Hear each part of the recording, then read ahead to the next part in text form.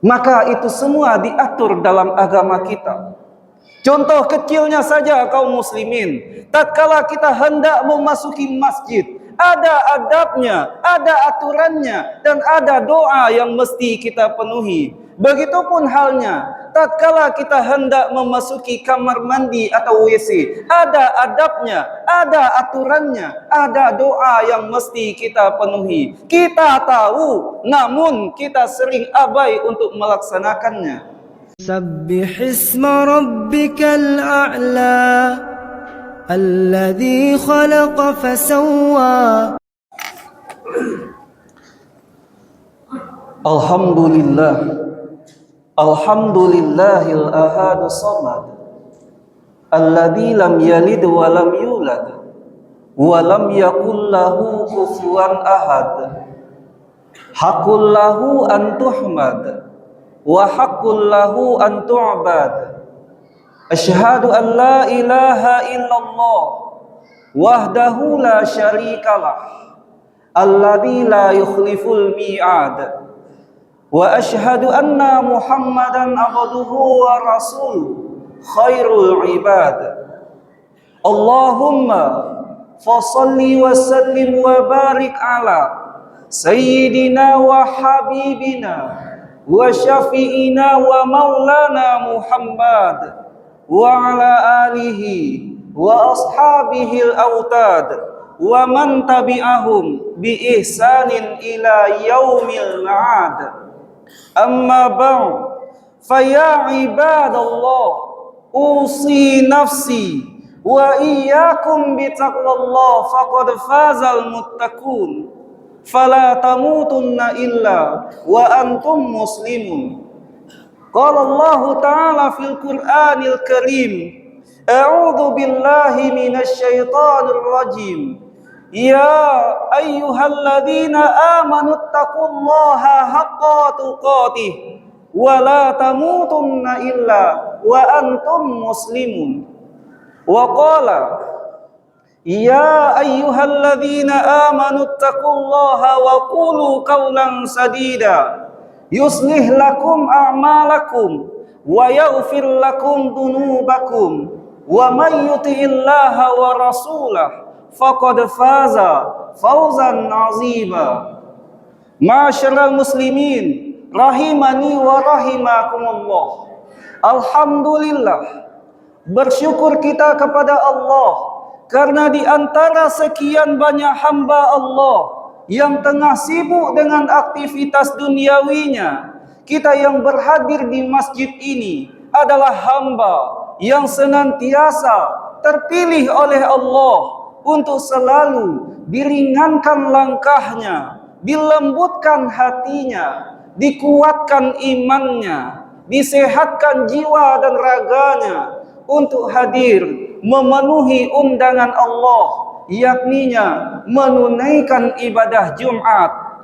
Bermohon kita kepada Allah seraya berdoa, mudah-mudahan Jumat ini adalah Jumat yang terbaik di antara Jumat-Jumat yang pernah kita lalui. Ma'asyiral muslimin rahimani wa rahimakumullah. Sebagai tema dalam khutbah Jumat ini, kita ambil sebuah bahasan mengenai adab seorang muslim. Maka berbicara kita mengenai Islam. Islam adalah agama yang sempurna bagi kita. Segala sesuatunya diatur dalam agama kita. Dari hal yang kecilkah sifatnya sampai kepada yang besar. Dari hal yang umumkah sifatnya sampai kepada yang khusus. Maka itu semua diatur dalam agama kita. Contoh kecilnya saja kaum muslimin, tatkala kita hendak memasuki masjid, ada adabnya, ada aturannya, dan ada doa yang mesti kita penuhi. Begitupun halnya, tatkala kita hendak memasuki kamar mandi atau WC, ada adabnya, ada aturannya, ada doa yang mesti kita penuhi. Kita tahu, namun kita sering abai untuk melaksanakannya. Terlebih dalam masalah yang kecil, masalah makan dan minum. Ini jauh-jauh hari Rasulullah sudah menegaskan dan mengingatkan kepada kita. Janganlah kamu makan, janganlah kamu minum dalam keadaan sambil berdiri. Namun kadangkala saking hausnya badan, diambillah segelas air minum, lantas masuk mulut dalam keadaan sambil berdiri. Di mana kurangnya adabnya tersebut? Lebih lanjut Rasulullah juga mengingatkan, janganlah kamu makan ataupun minum pakai tangan kiri. Namun tatkala saking laparnya badan, diambillah sebuah makanan di meja hidangan, lantas masuk mulut pakai tangan kiri. Di mana letak salahnya? Adabnya tersebut. Kita tahu, namun kita sering abai untuk menjalankannya. Maka dalam hal ini ada sebuah hadis Nabi yang diriwayatkan oleh Imam Muslim an Abi Hurairah radhiyallahu an qala Rasulullah sallallahu alaihi wasallam hakul muslim 'alal muslim sittun. Hak seorang muslim terhadap muslim lainnya ada 6, yang mana di dalam hak tersebut tertuanglah masalah adab. Yang pertama yang disampaikan oleh Rasulullah, idza laqitahu fasallim alaih. Apabila kamu bertemu, apabila kamu berjumpa, maka adab yang terbaik memulai komunikasi, memulai pembicaraan tadi, mulailah dengan kata salam. Sejatinya kata salam memiliki 3 doa yang kita senandungkan kepada Allah. Doa yang pertama, kita meminta keselamatan di dunia dan di akhirat. Wa rahmatullah, kita meminta dirahmati, dicintai dan disayangi oleh Allah. Wa barakatuh, kita meminta akan keberkahan hidup, ilmu, rezeki dari Allah. Kalau kita hubungkan dengan notabene-nya, kita yang hidup di ranah Minangkabau, yang memiliki filosofi, adat basandi syarak basandi kitabullah, syarak mengatur, adat pun memakai. Maka hubungannya adalah kita sebagai ayah, kita sebagai nini mama di tengah masyarakat. Mari kita ajarkan dan kita ajak kepada anak dan kemenakan kita untuk saling mengenal, saling menyapa antara satu dengan lainnya. Karena fenomena yang seringkali kita jumpai, seringkali tidak bertegur sapanya seorang anak dengan orang tua tatkala bertemu di satu jalan yang sama. Maka tugas kita bersama, ajarkan, ajak anak dan kemenakan tadi untuk saling mengenal, saling menyapa antara satu dengan lainnya. Yang kedua, wa idza da'aka fa'ajibhu. Apabila kamu diundang, maka adab yang terbaik penuhilah undangan tersebut.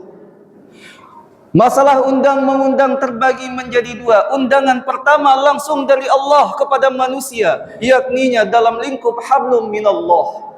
Jikalau ingin kehidupan kita selamat di dunia, selamat pula sampai di kampung akhirat, maka kita perbaiki hablum minallah, hubungan kita dengan Allah. Bagaimana caranya? Caranya, perintah Allah kita kerjakan, larangannya kita tinggalkan. Jikalau ingin kehidupan kita aman, nyaman dalam bermasyarakat, bertetangga, maka kita perbaiki yang kedua, namanya hablum minan nas, hubungan kita dengan sesama. Lantas bagaimana caranya? Salah satu caranya adalah kita hidupkan dan kita budayakan budaya saling memaafkan. Jangan sampai masih ada juga di antara kita yang masih menyimpan rasa dendam, rasa sakit di hati. Maka poin penting dari yang kedua ini adalah mari kita hidupkan, kita budayakan budaya saling memaafkan. Yang ketiga, wa idzastansahaka fansahu. Apabila kamu dimintai nasihat, maka nasihatilah. Maka nasihat menasihati adalah bukti cinta dan kasih sayang dalam agama kita. Alangkah indah dalam sebuah keluarga, sang ayah menasihati istri dan anaknya, dan alangkah indah pula sang anak pun mendengarkan nasihat yang disampaikan oleh ayah dan bundanya. Maka pada poin yang ketiga ini, mari kita hidupkan dan kita budayakan budaya nasihat menasihati, dimulai dari skop yang paling kecil, keluarga, rumah tangga kita. Yang keempat dan yang kelima, wa idza atasa fahamidallah fasammathu wa idza marada fa'udhu. Apabila salah seorang di antara kamu ada yang bersin, hendaklah dia memuji Allah. Dan apabila salah seorang di antara kamu ada yang sakit, maka hendaklah jenguklah. Maka dari dua poin ini dapat kita maknai, tatkala kita bersin saja, kita disuruh ingat akan Allah. Apalagi ketika sakit, maka mestinya ketika sakit yang pertama yang kita ingat adalah Allah. Jangan sampai kita jadikan Allah sebagai pilihan terakhir bagi kita. Kadangkala kita sudah pergi berobat ke dokter manapun, ke spesialis manapun, kadang karena sudah tidak ada solusi, baru yang terakhir ingat akan Allah. Di situ yang keliru. Mestinya tatkala sakit, yang pertama yang mesti kita ingat adalah Allah. Karena sejatinya yang mengizinkan kesembuhan itu kembali atas diri kita, tentu atas izin Allah. Dokter dan obat hanya sebagai wasilah jalan menuju kesembuhan. Dan bukankah sejatinya ketika kita berobat, apapun itu dokternya, apapun itu spesialisnya, bukankah semua resep dokter itu sama? Apa resepnya? Semoga lekas sembuh. Itu tertuang dalam semua bungkus obat yang kita terima. Maka pada poin ini yang bisa kita maknai, tatkala sakit, yang terbaik adalah ingat akan Allah. Dan yang terakhir, wa idza mata fattabi'hu. Apabila salah seorang di antara kamu ada yang meninggal, maka adab yang terbaik adalah selenggarakanlah. Fenomena masalah meninggal yang sering kita jumpai di tengah masyarakat kita. Tatkala meninggal ayah, tatkala meninggal ibu, dia memiliki anak yang banyak, anak yang hebat, anak yang berpendidikan. Namun tatkala meninggal salah satu di antara keduanya, kadangkala anak yang banyak, anak yang hebat, anak yang berpendidikan tadi, kadangkala dia tidak mau dan tidak mampu jadi imam solat bagi ayahnya dan bagi ibunya. Itu seringkali kita jumpai di tengah masyarakat kita. Maka tidak apa kiranya kita sebagai ayah, kita wasiatkan kepada anak lelaki kita. Apa wasiatnya? Nak, jikalau meninggal ayahmu nanti nak, jikalau meninggal ibumu nanti nak, jadilah engkau imam solat bagi ayahmu. Jadilah engkau imam solat bagi ibumu. Karena sejatinya apa? Anak adalah amanah. Dan sebaik-baik amanah, tentu amanah yang mengantarkan ayah dan bundanya menuju surganya Allah. Lantas bagaimana caranya? Caranya kita tanamkan pendidikan agama Islam yang baik kepada anak kita. Jikalau di tempat kita, di lingkungan tinggal kita, ada kegiatan pendidikan keagamaan, mari kita ikutkan anak kita. Kapan perlu kita tanyakan kepada guru mengajinya, sudah betulkah bacaan Al-Quran anak kita? Sudah sesuaikah bacaannya tadi? Sesuai dengan tajwid yang mesti dipenuhi. Kapan perlu kita tanyakan kepada guru mengajinya, sudah betulkah ibadah solat yang dia dirikan? Sudah sesuaikah ibadah solat itu sesuai dengan rukun dan syarat yang mesti dipenuhi? Karena kembali kepada konsep awalnya, anak adalah amanah. Dan sebaik-baik amanah, tentu amanah yang mengantarkan ayah dan bundanya menuju jannahnya Allah. Fa'tabiru ya ulil absar la'allakum turhamun.